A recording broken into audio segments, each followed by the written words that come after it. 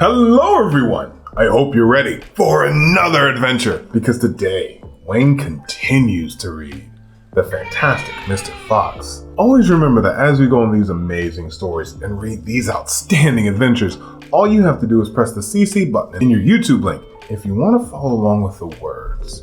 Now I believe that Ozzy will be perfect to join us for today's adventure. Now that Ozzy's here, let's jump in. The Fantastic Mr. Fox, Chapter 9. Mr. Fox has a plan. For 3 days and 3 nights, this waiting game went on. How long can a fox go without food or water, Bogus asked on the 3rd day. Not much longer now, Bean told him. He'll make a run for it soon. He'll have to. Bean was right. Down in the tunnel, the foxes were slowly but surely starving to death. If only we could have a tiny sip of water, said one of the small foxes. Oh, Dad, can't you do something? Couldn't we make a dash for it, Dad? We'd have a slight bit of chance, wouldn't we? Not a chance at all, snapped Mrs. Fox. I refuse to let you go up there and face those guns. I'd sooner let you stay down here and die in peace. Mr. Fox had not spoken for a long time.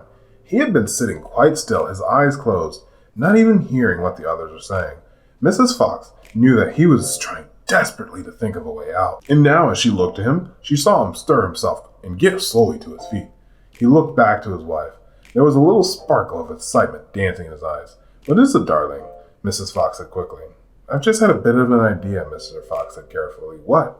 They cried. Oh, Dad, what is it? Come on, Mrs. Fox, tell us quickly. Well, said Mr. Fox. Then he stopped and sighed and slightly shook his head. He sat down. No, it's no good, he said. It won't work after all. Why not, Dad? Because it means more digging, and we aren't that strong after 3 days and 3 nights without food. Yes, we are, Dad, cried the small foxes, jumping up and running to their father. We can do it. You see if we can't, so we can. Mr. Fox looked at the 4 small foxes and smiled. What fine children I have, he thought. They are starving to death, and they haven't had a drink in 3 days, and they still are undefeated. I must not let them down. I suppose I could give it a try, he said. Let's go, Dad. Tell us what you want us to do. Slowly, Mrs. Fox got to her feet. She was suffering more than any of them from the lack of food and water.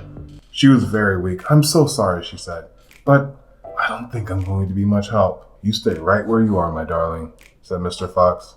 We can handle this by ourselves. Oh, wow.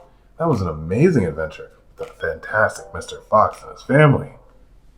What do you think, Ozzy? I like that idea. We'll see you on the next adventure. We'll see you on the next adventure here with Wayne Reads. Thank you for joining us, and we can't wait to see you again. Bye-bye.